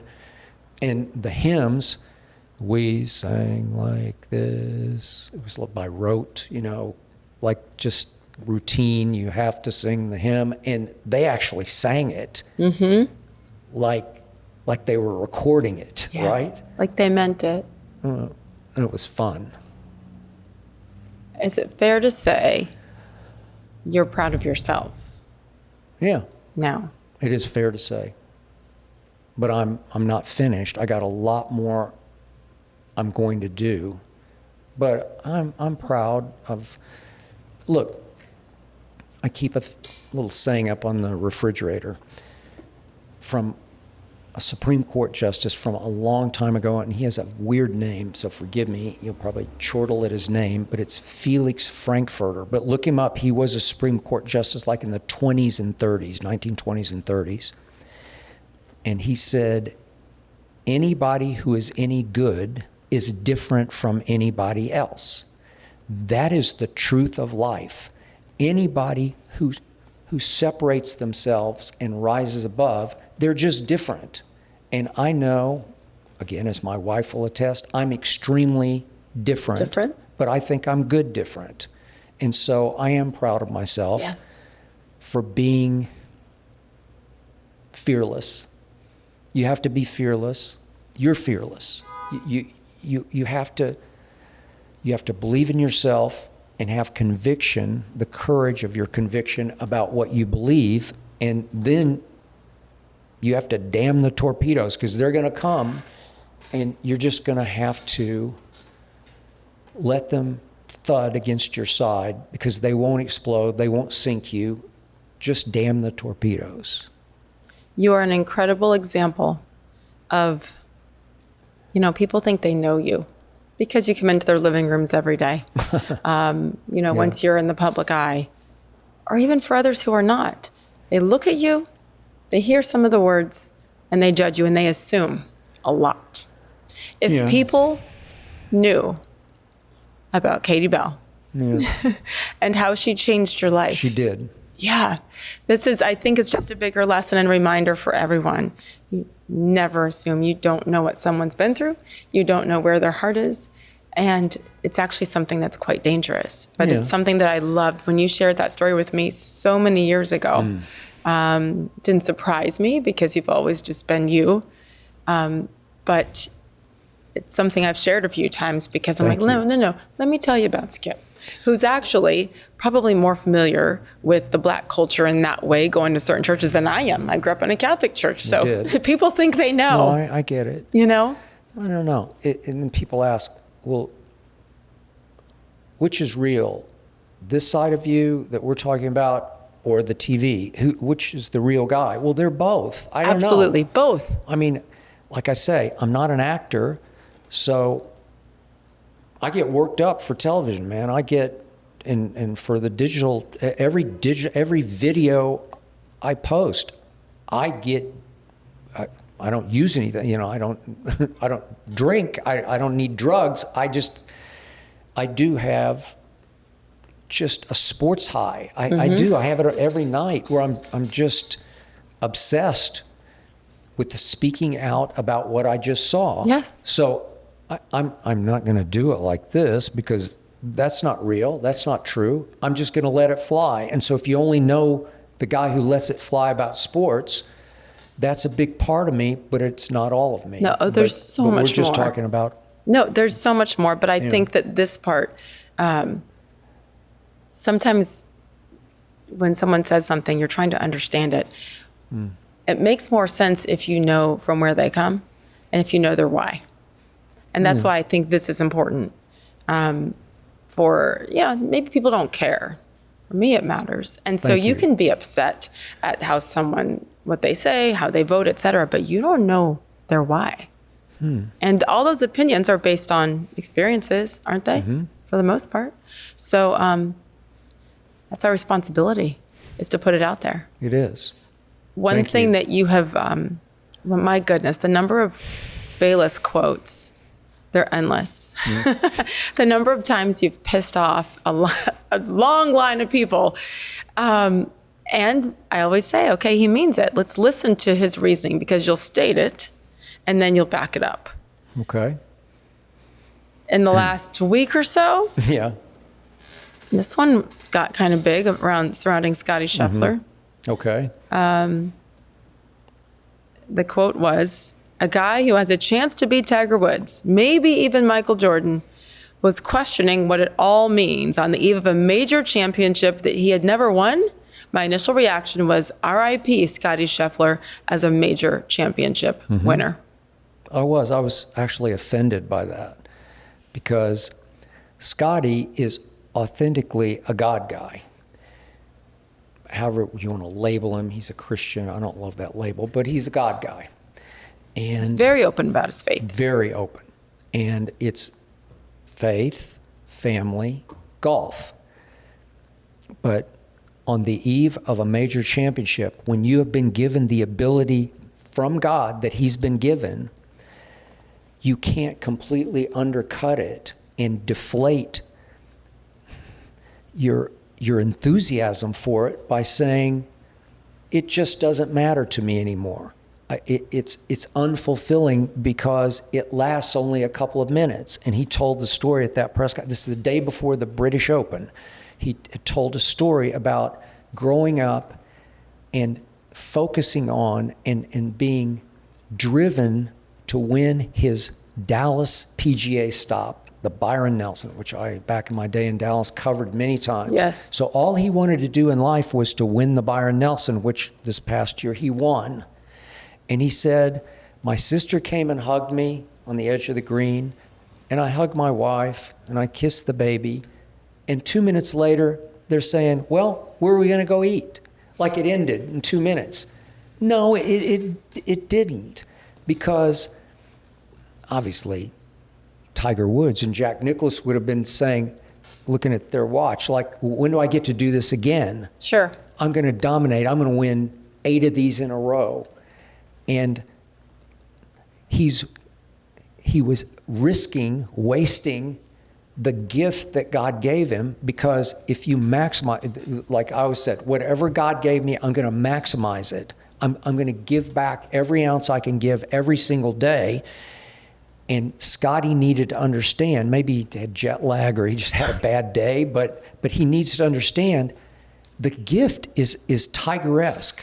But don't you think he understands that? Well, I wasn't sure that night. At that moment. Yeah. But it worked out. He double shocked me because he came right back Right. the next day, and maybe he was trying to take a little pressure off, but it's just the wrong mindset to enter into, because golf is way harder than anything else. It's the hardest game to play. It's the hardest sport to consistently win at, which is why I have the utmost respect for Tiger and Jack. But they were cold-blooded killers, and you're going to have to make some sacrifices family-wise, not faith-wise, but family-wise, where, yeah, you're going to have to travel quite a bit. Those guys did, and Scotty's been away from his family. He's going to have to be away to maximize the gift that God gave him. And we're not talking about an average gift. We're talking about he could be better than Tiger Woods or Jack Nicklaus. And again, Jack won more majors than Tiger, but he has a chance to win 19 majors. He's that good if his mind stays right. And that's not right. Well, it was right enough to win another he won major. The British Open. I mean, he turned right around, and I couldn't believe it. If you're him, yeah, he is doing it the right way. Well, why would he did that. change anything? Yeah. You know, and it's his way. Okay. Right. But if he said tomorrow, which seemed possible at that point, hey, I've won enough money. I've made enough money for my endorsements. I'll still have some endorsements. I'm just going to quit playing golf. To me, that's blasphemous. That's like that. We talked about the analysts, that they were all given gifts that we weren't given. Right. Where maximize it, take it to the nth degree. Whatever it should be, you should make it. So that. Tiger did that, right? Yeah. Tiger did that, and one of his, arguably what? his biggest downfall, though, is that he did not take care of his personal life. He didn't. And then look what happened after he was on the verge of passing Jack. I'm not sure he maximized it, because at his peak, you and I talked about this one time in 2007. Remember, I talked to you in the green room in 2007 when you were raving about Tiger. He won the U.S. Open on a quote-unquote broken leg. He had a fracture in his femur. Remember this? Yes. Yeah, and he's limping around, remember, in San Diego? Exactly. Okay. Yeah, and he had to win a playoff against Rocco Mediate. Yes. Oh, my gosh. Who's not very good. Like, Tiger could win that one in his sleep, like with one eye closed. He could win that one. But the point was, he was training with the Navy SEALs. He was going on maneuvers with the Navy SEALs when you're at the peak of your prime. That's killer. Okay. That's killer instinct. Okay, but he wanted to be his dad. He wanted to be a military man, because his dad served in Vietnam. I'm not sure exactly how much of the fighting he was in, but he served in Vietnam, and he was a career military man. Right. So Tiger said, I want to follow in those footsteps, but you can't risk your body like that. He was running distance in army boots, and he tore his Achilles tendon, and he's had, if you look at his surgeries, they're way beyond any NFL player's career surgeries. Yeah. He's had like 15 different surgeries, and now he's torn his Achilles again. It's a mess. Back issues, several big knee surgeries. And I think, what if he had been as healthy as most golfers stay? Because it's not an injury-riddled sport. Sometimes you get elbow problems just from overuse. Sure. And some back issues over time. But it's not injurious, right? It's a non-contact sport. You don't get put in perilous situations. Although we talked many times about the violent nature of his swing, and as amazing as it was, it could be threatening to his back. The back. I mean, that was awful just to watch, violent. Right? So part of this was almost predictable based on how he played the game, and you could not hold him back, right? But Jack Nicklaus swung hard because in his day he was the longest out there off the tee, and he didn't have any back. Jack didn't have anything go wrong. Yeah. Okay. What if Tiger stayed relatively healthy? How many majors would he have won? 25? True. No, my God. I just think, and I haven't thought much about this until you said it, and even really not much until now, because yes, Tiger is Tiger. And I don't know that there'll ever be anybody else like him with all those components. And he is I don't know where he is today. He seems quite happy with Donald Trump Jr.'s ex-wife, and I hope he is. Yeah. He's happy with his kids. That road... his kids mean a lot. Yes, and but Charlie's the road to get golf. there has been absolutely brutal. And so Scottie Scheffler watched that because the whole world did. Mm-hmm. And he's probably thinking, you know what? I'm going to kick butt at golf and give it everything I've got, but not sacrifice like Tiger Woods did. Yeah. So to me... he's smarter. Okay. Because of that. He's got a better chance at longevity because his personal life seems to be in pretty good order. And so then there's that balance because you put everything into just golf and then your body gives out on you. And what happens? And I'm not talking about the extracurricular stuff even, right? Yeah. So to me, Scottie Scheffler is such a breath of fresh air because, I mean, who's more likable than Scottie Scheffler right now? Nobody.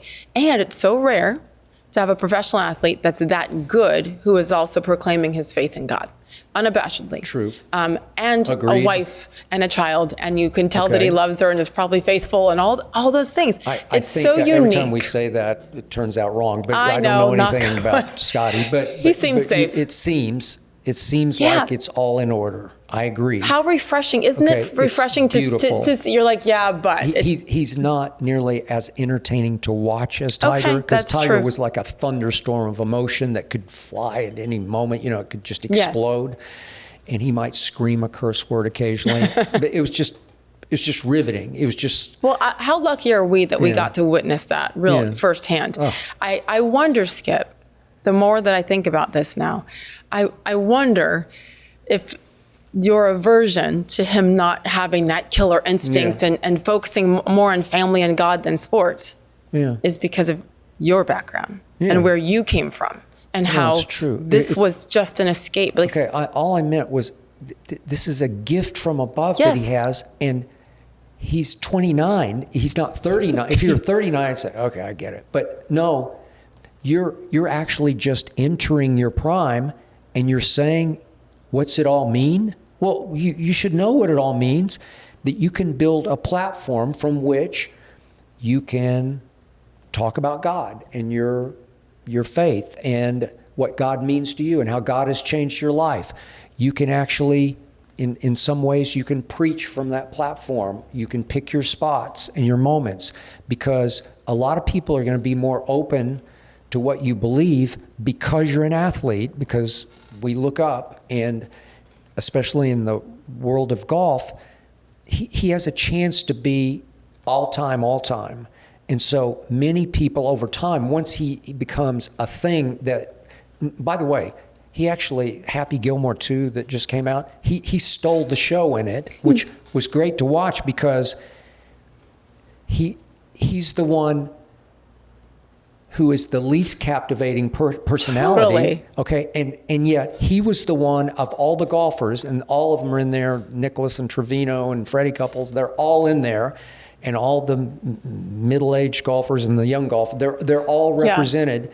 And Scottie took it over because he was willing to make fun of himself for getting arrested. He's so self-deprecating. Yes. I mean, how great was that? Right. So it was a big breakthrough for him. It showed us a completely different side. And he was so gracious during that silly arrest anyway.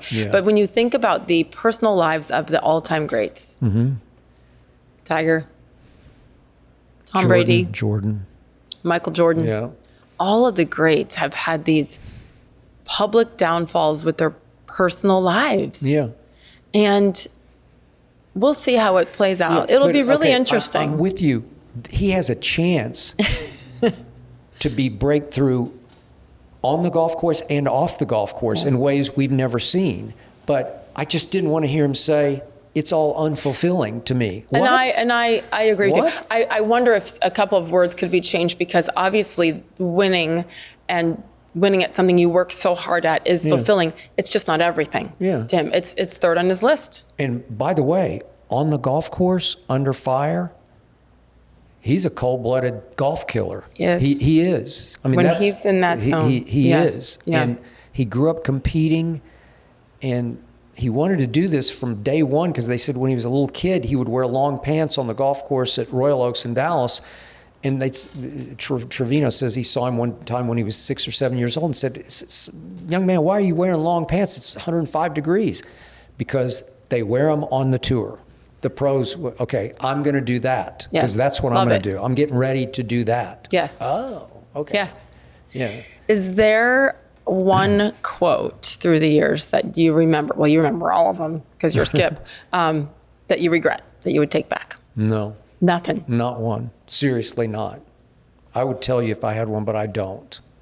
What's your favorite? I don't know. I just tell the truth as I see it.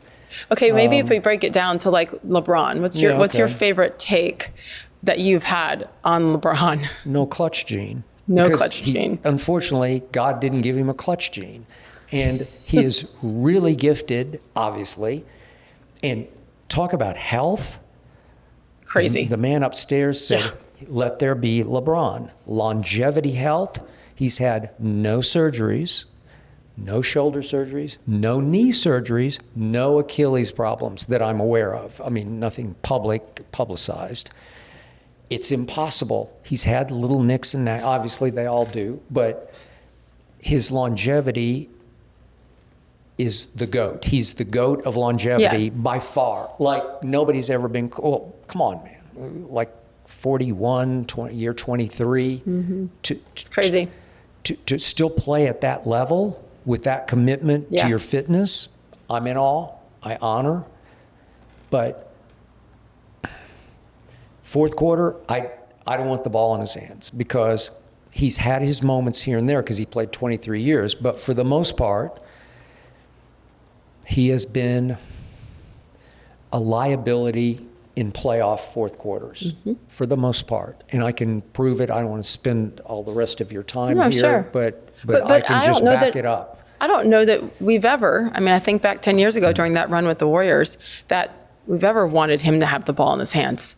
He didn't want to have the ball in his hands. He did not. He ran from the ball when it mattered most. Yes. And Kyrie is the reason for 2016. Yes. That is true. And he had the chase down block, although I always made the point that J.R. Smith actually cuts off Iguodala. Iguodala's about to dunk it, and J.R. cuts underneath him, and he has to pause for a second and say, oh, I better just lay this up. And LeBron swoops in, ambush block from behind at 6'9", and can jump out of the gym, obviously, and swats it. Okay, I give you that, but it wasn't the greatest block ever I've seen, because it was a out of nowhere block. It wasn't a face-to-face, I'm going to go up and make you eat this shot, right? Yes.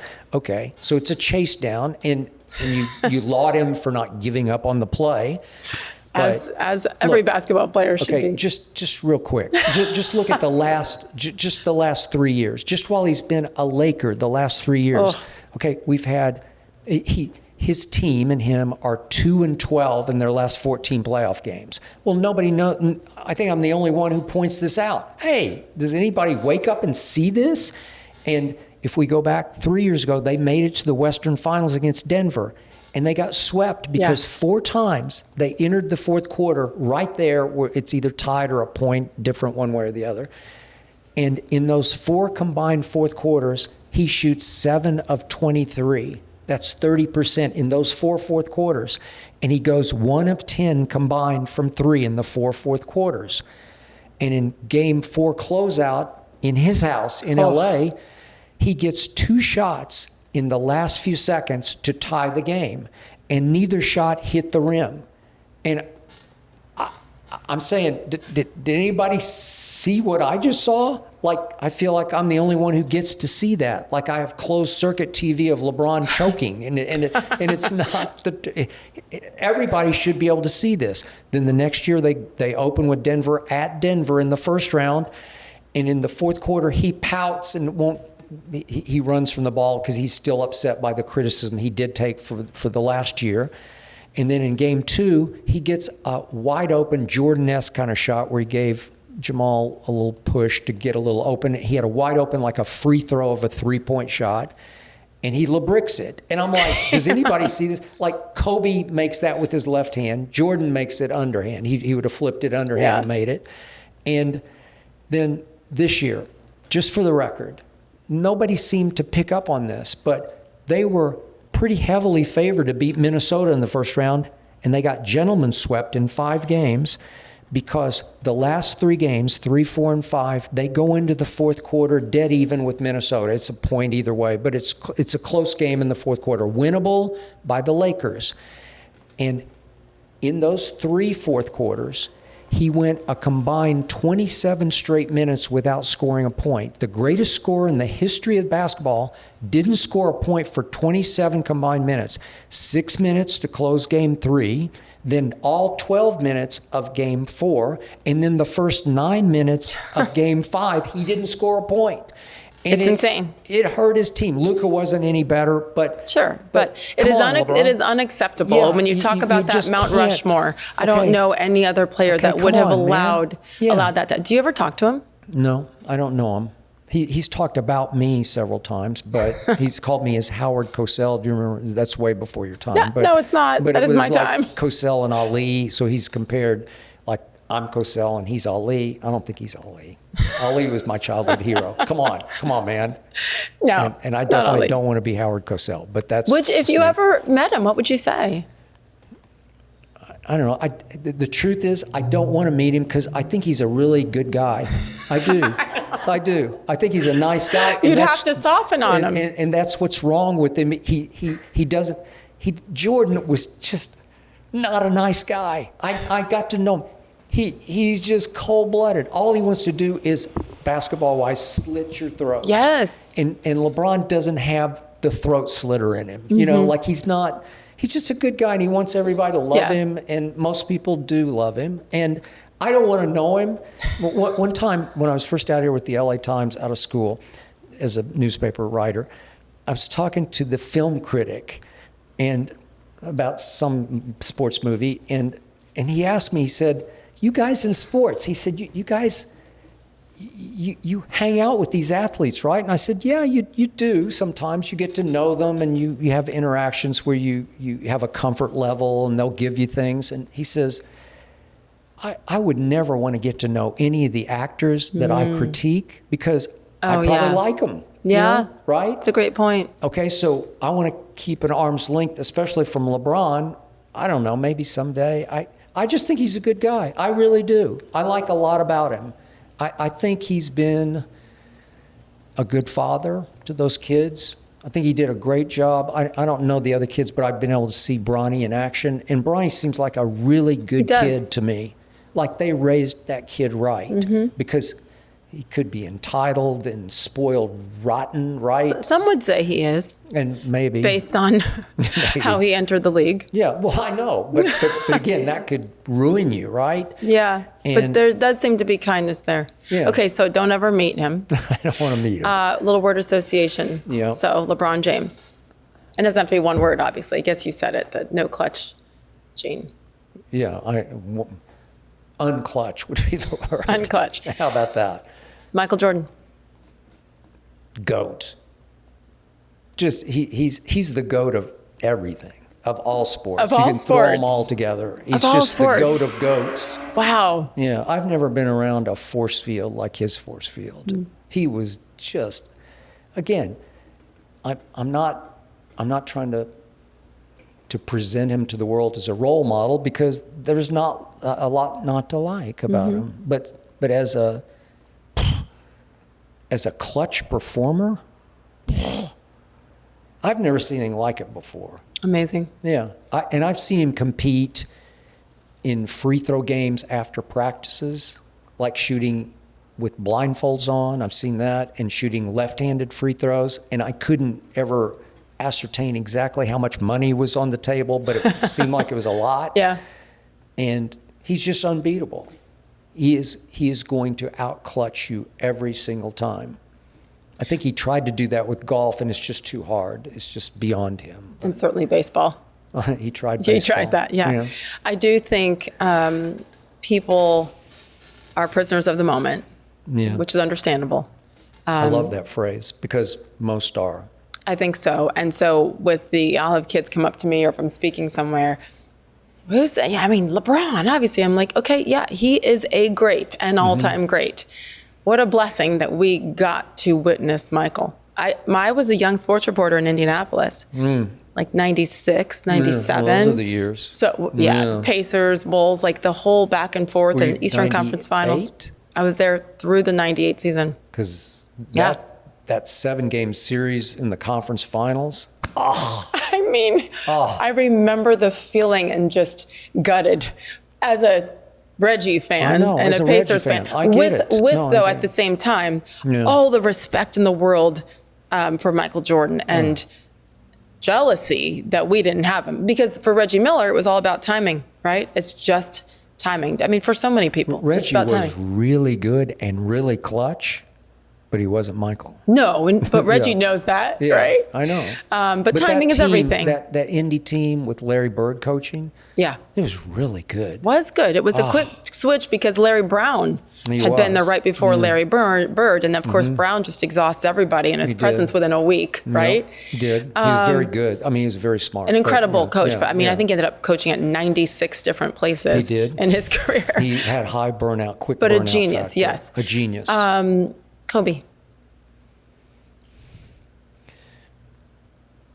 Near Michael, like that's how, if you want just a quick response, he was the closest thing to Michael I ever saw, to the point that he actually imitated Michael, the way Michael walked, the tongue wag, the body language, and he was a killer. I'm talking about a basketball killer, but he wasn't Michael. He just wasn't quite Michael. He was really, really good. But Michael, I know he had Scotty, but Kobe did have Shaq, who was, to me, the most, for about 3 years when Shaq was in some semblance of shape, Shaq was the most unstoppable force. It was hard to watch, but he was the most unstoppable force I have ever seen. It was impossible to referee that force. It was a lot of elbows and shoulders and knees flying and bodies flying. It was close to football, basketball, but I've never seen or experienced up close a force like Shaquille O'Neal, who was a very athletic, as you know, 7'1". Crazy. Very soft hands and skilled. And so Kobe did benefit that. And to me, Scottie Pippen was very good, but way overrated as a sidekick to Michael. That team was all Jordan all the time. Absolutely. Yeah. Stephen Curry.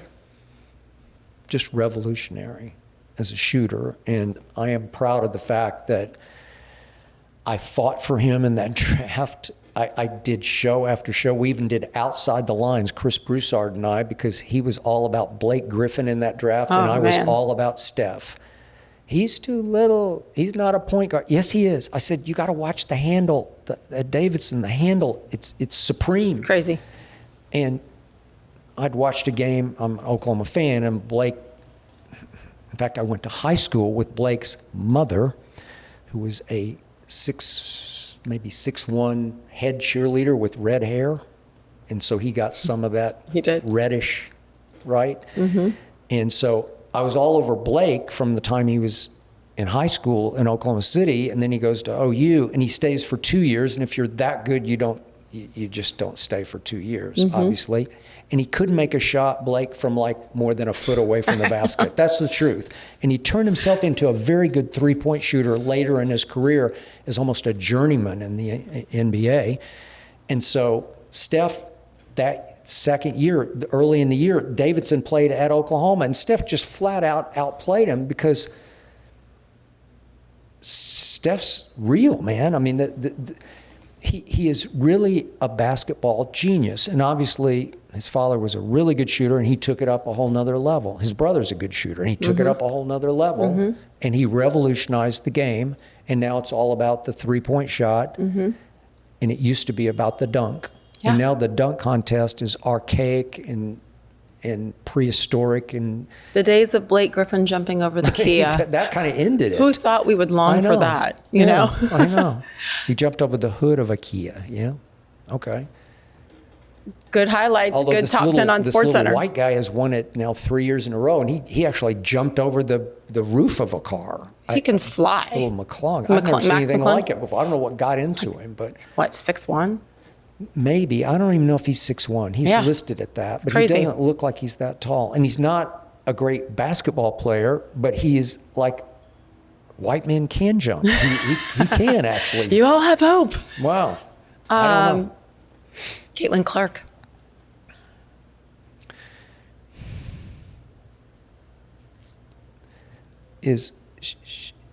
She is just intensely watchable to me, where I can't take my eyes off her on the basketball court.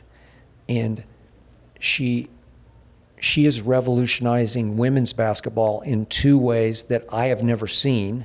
And that is, she's not Steph, but she shoots real live jump shots where you're actually jumping and shooting logo threes, Steph range threes, effortlessly, where she can rise and hold the pose and shoot long range jump shots that require incredible strength that people don't get. And she doesn't look like she'd be that strong, but it takes supreme strength to get the ball that far.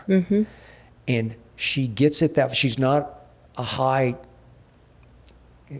consistency shooter. She's not like right now. She's in a terrible slump. Right. She's not playing. But the point is, when she makes a logo three, no one's ever done that. We've seen some really good shooters before in the league, but they're just shooting your routine three-point line, three-point shots.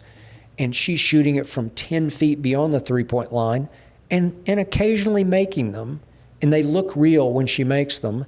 And then I didn't see this at Iowa, but she's the best passer I've ever seen in women's basketball. Genius passer.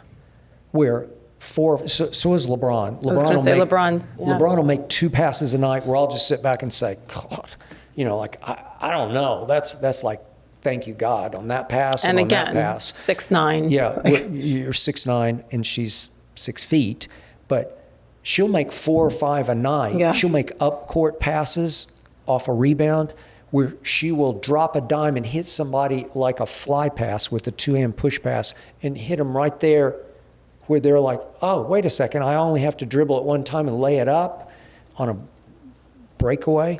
And she'll make backdoor passes where it'll bounce through 3 people and somebody will say, oh, I got a layup. Where that's just genius. So she's captivating. She's intensely watchable because we've never seen anything like this before. That's just me. Skip Bayless. Yes, ma'am. Word association. Skip Bayless. Yeah. Oh, you're Yeah. tough. That's what I would say. Tough. You said fearless earlier. Yeah, I battle, I survive, I fight. I don't know, I'm just tough. That's how I see myself. And you have such a huge heart. I don't know if you remember the 2014 finals. Do I? We were in Miami, Yep. and there was some drama going on behind the scenes on NBA Countdown. I remember this. Yeah. And we went on a walk. I remember this. We can cut this out later if we need to, but we had a great walk. around the lake. Yeah. And I didn't know what was fully happening around me with Bill Simmons, who did not want me on that show. Yeah. And you gave me the heads up. and just were kind with no ill words about him. It was literally like, I know you, I see you, I love you as a friend, and you need to watch your back and you need to be careful and know that they're coming.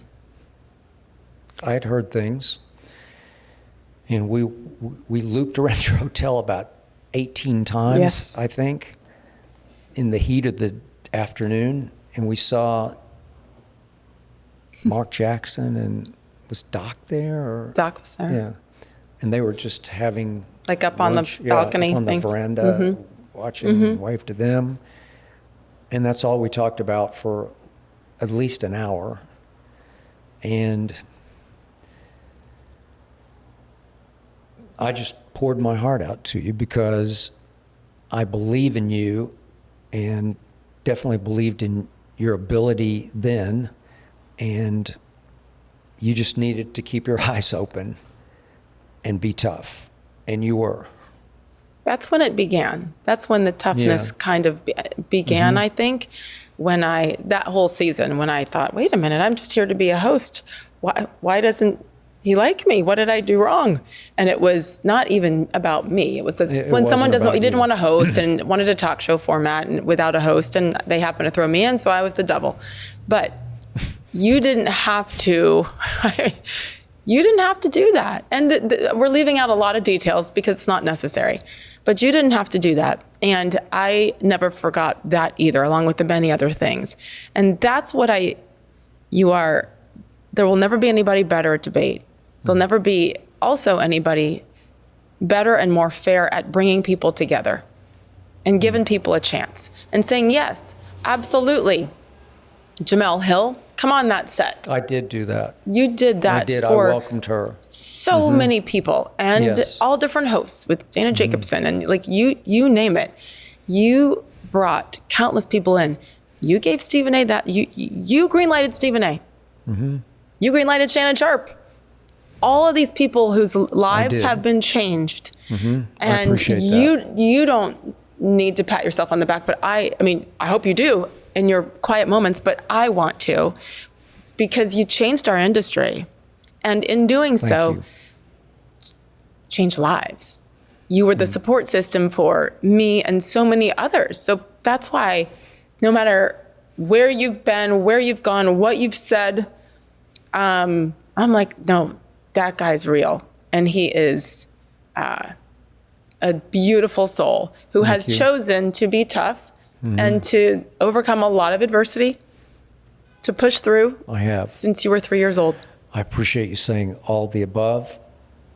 I have always had love for you. It comes across wrong when you say I love you, but I do love you because I have lots of love for you and did from the start. And we went through a lot of stuff, and I watched you grow and stand on your own 2 feet when you should have been more confident from day one because you had gift. You had, God was good in so many ways to you. And Very. I treasure, we got to work together quite a bit actually for those years when we were still kind of cold pizza-y. We got moved to Connecticut, but because you didn't come to New York, I don't think. I started right when you guys brought there, cold pizza to Bristol, which turned into First Take. Yeah, because You came in like May of 07. Yes, and I watched your first 6 o'clock Sports Center. Oh, what? No. I did. I saw it. It was the worst day of my life up to that. But you rose above. Yes. And Persevered. you were tough, and you were blessed, and you were so gifted. And I really enjoyed having you because we were still kind of this hybrid morning variety show plus sports debate, which was pretty weird in 07, 8, 9, all through there until Jamie Horowitz took over and just said, okay, enough of all that. We're just going to go 2 hours solid of debate. Embrace debate. Embrace debate, which Jay I didn't Crawford. love. I didn't love it. But, look, we were told by a lot of people in the hallways in those days that this would be career suicide for everybody involved, for Jamie, for me, for anybody who was on the inside of the new First Take, that it would collapse quickly. And the rest is ratings history. So it is, because the numbers we had Tim Tebow for that 1 year. For Non-stop 2011. Tebow. We did Skip. it for 2 hours a day, and Just nobody turned it off. Brutal. Yeah. Oh. I know. But the But numbers. he was captivating. Yeah. And listen, the numbers we were doing on NFL Mondays off Tebow escapes, like miracles that he wrought. There was one against the Bears in Denver that went to overtime, and Marion Barber could have just run. He could have just run to the sideline and just taken a knee, and the game would have ended. But he ran out of bounds, and it gave them, it wound up adding a couple seconds that Tebow needed for a 70-yard field goal or whatever it was in the altitude that sent it to overtime. It was just drama. Madness. And so the next morning, it would be me what did we against all the do? world. Yeah. Yes. Okay. So I would just sit there and we would just move in more bodies. You're wrong. You're wrong. You're wrong. Yeah, Yes. wrong. Yes. But all I heard was, he can't throw. And I'd say, all he does is win. Okay. And they made a video called All He Does Is Win. And it was historical, thanks to DJ Steve Porter. Yes. Oh, And my gosh. my favorite moment of that year quickly was, we did a show in Denver before New England and Brady played at Denver on Sunday. We actually did a show on that Friday morning from a bar in downtown Denver. Gosh. That commenced at 8 a.m. Denver time. So who's going to be at the bar at 8 a.m.? But it was packed. They're hanging from the rafters. And the night before, I had terrible plane trouble. We got diverted to Minneapolis. It was just brutal. And so I get in at like 2 o'clock in the morning, and I'm going to sleep for an hour and get up to get ready. So I walk in, and there's one woman working the front desk at the downtown Marriott, I think it was. And she looks up as I walk in, bedraggled traveler that I was, and she says, "It's the All He Does Is Win guy." And I'm like, what? It's the All He Does Is Win guy. No way. All she knew was the music video. It's him. Yes. It's him. And she ran to the back to get the operators to come out and look. It's the All He Does Is Win guy. Well, I do TV. I'm on this show. They didn't care about that. They just, that's how big the video That was had your name. exploded. Oh, it was insane. Yeah. Yes. I'm the All He Does Is Win So guy. many incredible memories. Yeah. So Wow. many. We And did. I'm so grateful. And you taught me the most important point that I've always cherished and taken with me all the way through my rise through sports media. You told me you have to do your eyebrows before a show. Do you remember this? You pulled me aside and you said, you have to get somebody to do your eyebrows. And I usually my wife does them before these shows, but today I just did them by myself, and I didn't do very well, but I did it myself. No way. I actually used an eyebrow pencil and did my eyebrows. I cannot. And I think they look pretty good. Well, I would see him in the makeup chair, and I'd walk by Ernestine, and then there'd be a couple that were like, like poking out, like trying to attack me. And she would say, do you mind if I just pull this out? And I'd say, yeah, I do, actually. And she'd say, well, it's the only way to get it is to pluck it. And I'd say, okay. And it would kill me. It would be like, I would need a Band-Aid for the plucked eyebrow. And then I would fall over and laugh so hard because he'd be like writhing in pain as he goes on TV. You're welcome, right? I will say the best news, because we talked about this, and I'm like, why haven't you married Ernestine? Mm-hmm. What the hell? It's none of my business. I was just a fan. That. Yeah. She said it often. And now? Well, we couldn't even live together because I was living in Bristol, Connecticut, or Southington, and she was in New York City. At the Residence Inn, for God's sake. I lived there for 10 solid years, in which I kept the room 360 days a year. You could have bought a house, Skip. I know, but I really enjoyed the Residence Inn because they the warm cookies? No, they cleaned my room every day and brought in fresh towels, and it was great. And they let me have a dish. They actually let me, because we kept the room the whole year, Yeah. And fortunately, ESPN paid for it, so they let me install a dish outside the window on the top floor of the Residence Inn. When people don't know what a dish is, a satellite dish back so in the day. So I could get every game, because you can't every get softball game, so you couldn't come to my house for dinner. The regionals, yes, just the regionals. I start with the regionals, yes. But I actually loved the Residence Inn, and I loved my time in Southington, Connecticut. It was great. And now you love your time in Los Angeles. I do. You're also welcome. Usually I make people put fuzzy socks on, but your No, I was shoes are too surprised. hot. No, because it I was was hot. ready. You were? Yeah, I put on good black. Okay, thick just for socks. as we wrap this up, as we say goodbye. What do I put them on now? Yeah. Oh, okay. Why not? Oh, you know what? This is a good sign. If one shoe comes untied, I had a good show. It's my right shoe, and I don't know why. But if it comes untied, You are crazy. I know, but this is from my early first take days. That one shoe would always be untied, my right shoe, and I don't know why. It just comes untied. Have you asked the psychic? That's a sign from above that we did okay. We did okay. It took a decade to be reunited, but we did okay. All right. And you talk about So secureness, masculinity. Yeah, this is Should just. I just pull them on over? Yeah. I don't want to see your toes. I'm sure they're perfectly manicured. I mean, just for posterity's sake. All right. You are the best. They kind of do. They're flowers, Ernestine. Okay. Now official. Well, I know you're kind of a germaphobe, so I wasn't going to Yeah. ask you to do it. And then, it's good. now at the end, I'm like, screw Yeah, I it, we're kinda doing like it. them. Can I keep them? They are yours. Oh, thank you. They are That's so my yours. reward for surviving Sage's show. Right? Surviving, right? Well, thank you so much. Thank you. And since you wouldn't come to my house, I'm just going to invite myself to your house next time I'm in LA. Okay, you're invited. Because I think I have your address now. You are welcome. I am so coming over you're to crash the welcome. party. No, seriously, you're welcome anytime. And I won't touch your eyebrows. Okay. We're past that. All right. Thank you. Love you, Skip Thank you. I Bayless. love you. Thank you.